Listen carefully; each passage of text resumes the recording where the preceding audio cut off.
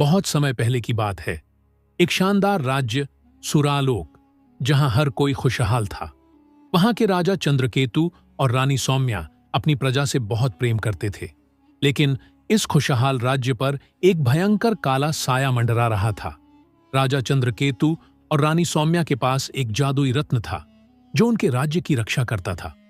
कहा जाता था कि यह रत्न स्वर्ग से गिरा था और इसकी शक्ति से राज्य पर कभी कोई संकट नहीं आता। लेकिन एक भविष्यवाणी ने सभी को डरा दिया था।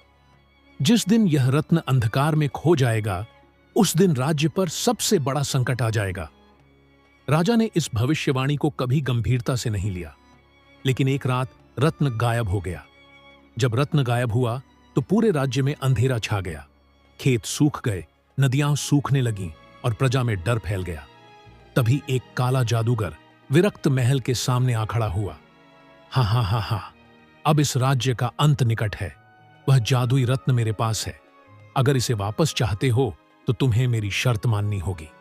राजा चंद्रकेतु ने गुस्से में कहा, कभी नहीं, मैं अपनी प्रजा की रक्षा करूंगा, चाहे जो हो।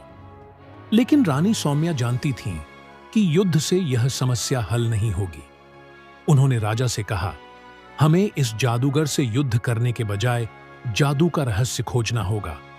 रानी सौम्या ने महल की प्राचीन जादुई किताब रहस्यमयी ग्रंथ को पढ़ना शुरू किया। उसमें लिखा था, असली शक्ति हथियारों में नहीं बल्कि सच्चे हृदय में होती है। इस किताब में एक गुप्त द्वार के बारे में बताया गया था जो उन्हें जादुई दुनिया मायालोक तक ले जा सकता था। रानी बिना समय गंवाए रहस्यमयी गुफा की ओर बढ़ चली। राजा और उनकी सेना युद्ध की तैयारी कर रहे थे। लेकिन रानी ने शांति और चतुराई से इस जादू का हल ढूंढने का निर्णय लिया। रानी जब मायालोक पहुंची तो वहां की जादूगरिणी अन्वेषा ने कहा, जिसने रत्न चुराया उसकी शक्ति जादू में नहीं बल्कि छल में छिपी है। अन्वेषा ने रानी को एक जादुई दर्पण दिया जिसमें सच दिखाया जा सकता था। जब रानी ने उस दर्पण में देखा तो चौंक गई। जादूगर विरक्त की असली शक्ति झूठ और धोखे में थी। रानी मायालोक से एक विशेष मंत्र लेकर लौटी। जैसे ही उन्होंने मंत्र पढ़ा, पूरा महल सुनहरे प्रकाश से भर गया। जादूगर विरक्त जोर से चिल्लाया, नहीं, यह असंभव है। रत्न अपने स्थान पर लौट आया और जादूगर अपनी ही छल की शक्ति में फंसकर गायब हो गया। सूरालोक में फिर से खुशहाली लौट आई।